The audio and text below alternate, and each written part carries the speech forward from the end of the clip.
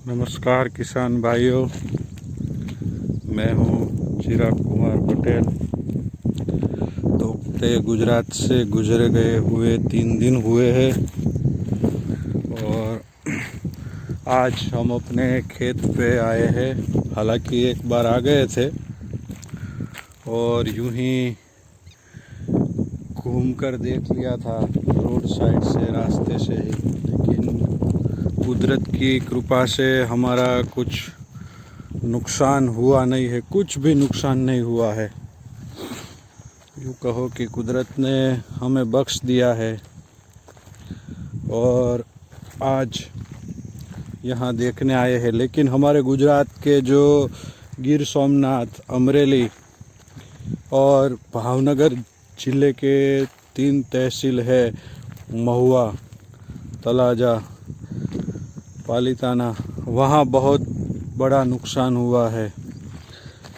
हमने तो ऐसा सुना है कि कई गांव में, सारे गांव में आपको एक भी जो नलिये वाला मकान होता है उस पर नलिया या जो ऊपर लोखंड की जो पतरे की शीट यहाँ पे बोलते हैं, सीमेंट की शीट वाला जो मकान होता है वो नहीं दिखाई देगा। सारी छत जो लोखंड की, लोहे की, सीमेंट की बनी होती है वो उड़ गई है। ऐसा बड़ा नुकसान हुआ है। और गिर सोमनाथ और जो अमरेली ज़िला है वहाँ आम और नारियल के बगीचे होते हैं। सारे का सारा बगीचा साफ हो गया है। सारा आम का पेड़ हवाओं के तेज चलने से कहते हैं कि टूट गए हैं सब पेड़। आम भी टूट चुके हैं, नारियली का भी इतना नुकसान हुआ है। आदमी क्या कर सकता है कुदरत के आगे। हालांकि इसमें ही आदमी की परीक्षा होती है, लेकिन हम तो ये चाहते हैं कि कुदरत ऐसी परीक्षा किसी की ना ले।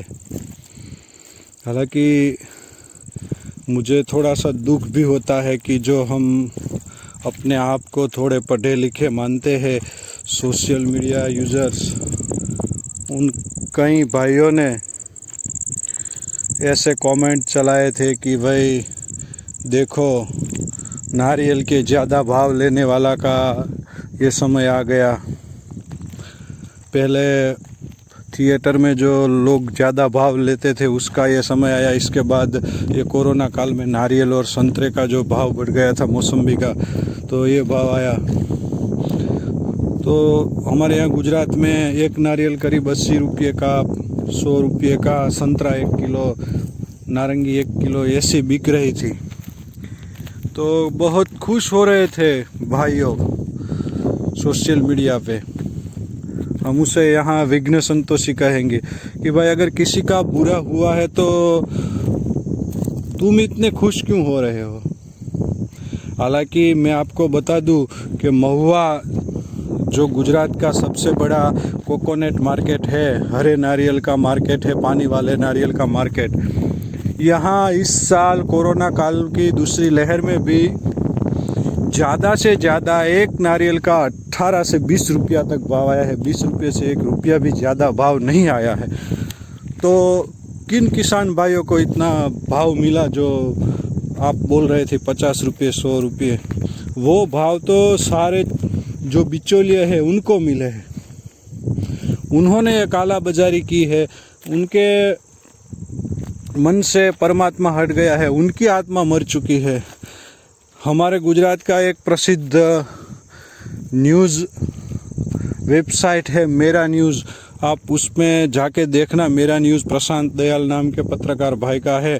उसमें लिखा है कि जब ये आंधी तूफान चला उसके बाद उसका रिपोर्टिंग करने के लिए मेरा न्यूज़ से एक पत्रकार भाई गए थे किसान के यहाँ। किसान जो ये आंधी तूफान चलने के बाद जो नुकसान हुआ था उससे अपने पेड़ काट रहा था, कुछ ना कुछ अच्छा ठीक ठाक कर रहा था मतलब। और उसी समय ये पत्रकार वहाँ जाते हैं किसान उसको बोलता है कि भाई आइए बैठिए, किसान और उसकी पत्नी, और उसे कहता है कि लीजिए ये नारियल पानी पीजिए, क्योंकि हमारे पास आपको पिलाने के लिए, चाय में डालने के लिए दूध नहीं है, आप पीजिए। और किसान यही कहता है कि भाई ये आखिरी नारियल है हमारे पेड़ के, अब हमारे पेड़ ही नहीं रहे हैं, तुम पी लो। कितनी दुखद घटना है ये, और हम सोशल मीडिया पे इसी घटना का आनंद उठाते हैं। तो ये हमारा इतना विकास हुआ है, ऐसा हमें लगता है कि हम गंवार से अच्छे बन गए। क्या यही हमारा विकास है? शहरों में जाके सोशल मीडिया यूज़ करके हमने यही सीखा है? इससे तो हमारा किसान भाई अच्छा है। और अगर यही हमने सीखा है और हमें इसमें ही मज़ा आता है, तो हमारी परवरिश पर, हमारी केळवणी जो हुई है, हमारा जिस तरह से हमारे माता पिता ने उछेर किया है, हमें बड़ा किया है, उस पर एक तरह की धूल है। इस पे एक तरह की हम कह सकते हैं ना कि धिक्कार है। हमारा भी मन भर आया था, हालांकि सोशल मीडिया और कहीं एग्री एप्लीकेशन के माध्यम से गिर सोमनाथ में हमारे 5-6 मित्र है, कृषि विज्ञान केंद्र में हमारे 2 मार्गदर्शक भी है कोडिनार के, उनसे भी हमने यही हालत सब जानी, तो हमारा भी दिल भर आया है। हमारे गुजरात में पीपी सवाणी ग्रुप का सेवा, जिन्होंने पिछले 15 दिनों में ही सौराष्ट्र विस्तार में कोरोना काल में बहुत बड़ी सेवा की थी, मेडिकल रीजन से, मेडिकल फील्ड में, वही आज गुजरात के सूरत में से जो पार्टी प्लॉट में जनरेटर होते हैं, ऐसे 100-200 जनरेटर लेकर निकल गए हैं। ऐसा काम हम कर सकते हैं, और क्या कर सकते हैं भाई। और हाँ, अगर हम अपनी सहानुभूति दिखा सकते हैं तो ये भी बड़ी बात है, लेकिन किसी की आपत्ति पे, किसी के दुख में हम खुश हो गए तो क्या किसी का दुख ही हमें सुखी रख सकता है? कि हम इसमें ही खुश रख सकते हैं?